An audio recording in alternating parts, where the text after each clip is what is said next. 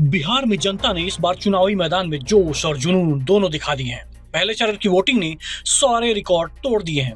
18 जिलों की 121 सीटों पर हुआ मतदान और वोटिंग प्रतिशत रहा 64.69%, यानी अब तक का सबसे ज्यादा मतदान।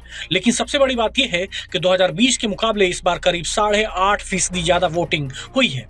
अब यही बढ़ा हुआ वोटिंग प्रतिशत सबके मन में सवाल छोड़ गया है। आखिर इस जबरदस्त वोटिंग का फायदा किसे मिलेगा? क्या जनता ने किसी पुराने समीकरण को बदल दिया है या फिर सत्ता में बैठे दल के लिए ये नया जनादेश का इशारा है? इस जनाधार पर एनडीए गठबंधन के नेता साफ कह रहे हैं कि ये जनाधार उनके पक्ष में हुआ है। एनडीए को बहुत बड़ा जनादेश मिलने वाला है। पहले चरण के वोटिंग ने इसे प्रमाणित किया है। विशेष नया बिहार बनाने के लिए, 21वीं सदी की विकसित बिहार बनाने के लिए, महिला आधारित बिहार बनाने के लिए, महिला सशक्तिकरण आधारित, वंचित सशक्तिकरण आधारित, पिछड़ा सशक्तिकरण आधारित बिहार बनाने के लिए बहुत बड़ा जनादेश एनडीए को मिलने वाला है। पहला फेज उसको प्रमाणित किया है। हाई टर्नआउट, विशेष करके युवाओं की और महिलाओं की वोट टर्नआउट, ये नई आकांक्षा को पूर्ति करने का ये टर्नआउट है। लेकिन विपक्ष कह रहा है कि जब भी हाई टर्न बिहार में पिछले 4 बार से जो विधानसभा के नतीजे आ रहे हैं, सब चुनाव में पिछले चुनाव से ज्यादा वोट हुआ है और सरकार, इनकमेंट सरकार रीइलेक्ट हुई है। हमने कई राज्यों को, आपको मैं उदाहरण दिखा सकता हूं, निरंतर मध्य प्रदेश में हाई टर्नआउट होते रहा, वहां की राज्य सरकार कंटिन्यू करते रहा। गुजरात में हाई टर्नआउट होते रहा, बीजेपी की सरकार कंटिन्यू करती है। शीला दीक्षित जी बार बार 3 बार जीती है। अनेकों उदाहरण है देश में।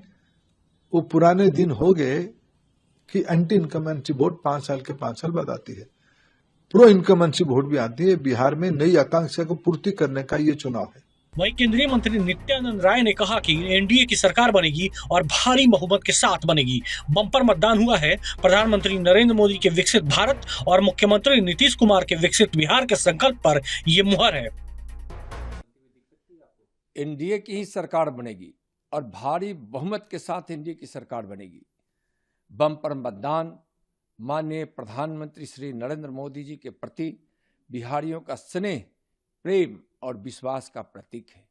माननीय प्रधानमंत्री जी के विकसित भारत और माननीय मुख्यमंत्री जी के विकसित बिहार के संकल्प पर मुहर है। भारी मतदान एनडीए के जबरदस्त जीत का संकेत है।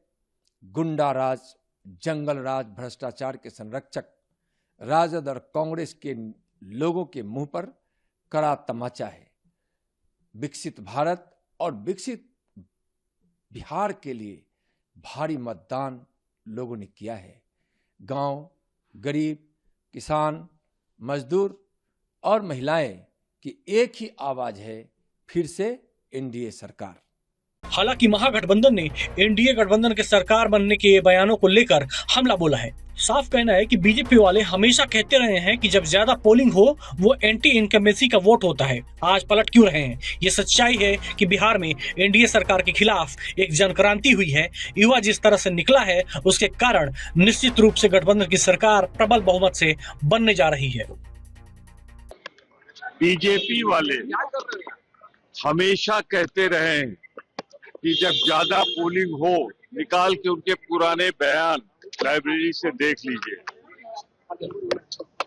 कि जब भी ज्यादा वोट पड़ता है वो एंटी इनकम्बेंसी का वोट होता है। इनके सारे बड़े नेताओं ने कहा। तो आज पलट क्यों रहे हैं? यह सच्चाई है कि बिहार में एनडीए सरकार के खिलाफ एक जन क्रांति हुई है। युवा जिस तरह निकला है, बेरोजगारी और यहाँ पे जो इनकी आपस की लड़ाई है, तो उसके कारण निश्चित रूप से गठबंधन की सरकार प्रबल बहुमत से बनने जा रही है।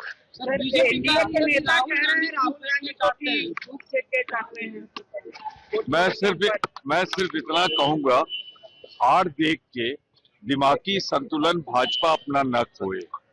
हार होती रहती है, जीत होती रहती है। राहुल गांधी आज नाम है शक्ति का, राहुल गांधी नाम है आज संघर्ष का, और इनकी जो 2 बड़े नेता थे, इनके खिलाफ अगर किसी ने मजबूती से आवाज उठाई है तो हमारे नेता राहुल गांधी ने उठाई है और आज देश की जनता इस बात को मानती है। वैसे बिहार के पहले चरण के मतदान के बाद वोटिंग पैटर्न पर सियासी चर्चा तेज है। वैसे पिछले 2 दशक से एक ही नाम हर समीकरण के केंद्र में रहा है, नीतीश कुमार। हाँ, वही नीतीश कुमार जिनके इर्द गिर्द बिहार की पूरी सत्ता घूमती रही है। कह सकते हैं कि बिहार की राजनीति की धुरी ही बन चुके हैं नीतीश, कभी बीजेपी के साथ सत्ता में तो कभी आरजेडी के साथ। लेकिन दिलचस्प बात यह है कि जब जब नीतीश कुमार की सत्ता में वापसी हुई है तब तब बिहार में वोटिंग 60% से कम रही है। अब जरा आंकड़ों की बात कर लेते हैं। 2005 का चुनाव कुल वोटिंग रही 45.85% और इसी चुनाव में पहली बार नीतीश कुमार की अगुवाई में एनडीए ने बहुमत की सरकार बनाई। फिर आया 2010 जब बिहार ने नीतीश को अब तक का सबसे बड़ा जनादेश दिया, 52.73% वोटिंग और एनडीए को मिला रिकॉर्ड बहुमत। फिर 2015 में बना नया समीकरण, नीतीश, लालू और कांग्रेस का महागठबंधन। वोटिंग हुई 56.91% और नतीजा नीतीश फिर सत्ता में, इस बार नई टीम के साथ। इसके बाद 2020 के चुनाव में 57.29% वोटिंग हुई और एक बार फिर नीतीश कुमार एनडीए के नेता के तौर पर सत्ता में लौटे। हालांकि इस बार महागठबंधन ने जबरदस्त चुनौती दी थी, यानी पिछले 2 दशकों में चाहे गठबंधन बदले हों, साथी बदले हों या सियासी रास्ते, नीतीश कुमार सत्ता के केंद्र में बने रहे हैं। वहीं पिछले 2 दशकों से आरजेडी सत्ता से दूर है, लेकिन जब भी बिहार में वोटिंग 60% के पार गई है, लालू प्रसाद यादव और उनकी पार्टी को सत्ता का स्वाद मिला है। जी हां, लालू यादव को सत्ता का रास्ता हमेशा उच्च मतदान प्रतिशत ने ही दिखाया है। अब जरा इतिहास के आंकड़ों पर नजर डाल लेते हैं। 1990 का चुनाव बिहार में हुआ 62.04% मतदान और इसी चुनाव में लालू प्रसाद यादव पहली बार मुख्यमंत्री बने, जबकि इससे पहले यानी 1985 के चुनाव मतदान सिर्फ 56.3% था। मतदान में करीब 5.8% की बढ़ोतरी ने बिहार की सियासत ही बदल दी। इसके बाद आया 1995 का चुनाव, मतदान हुआ 61.79% और नतीजा वही, लालू यादव की फिर सत्ता में वापसी। फिर 2000 का चुनाव, मतदान रहा 62.57% और आरजेडी ने एक बार फिर सरकार बनाई। लेकिन जैसे ही वोटिंग घटी, सियासी किस्मत पलट गई। फरवरी 2005 में मतदान घटकर लगभग 46% रह गया और बस यहीं से शुरू हुआ आरजेडी का सत्ता से वनवास।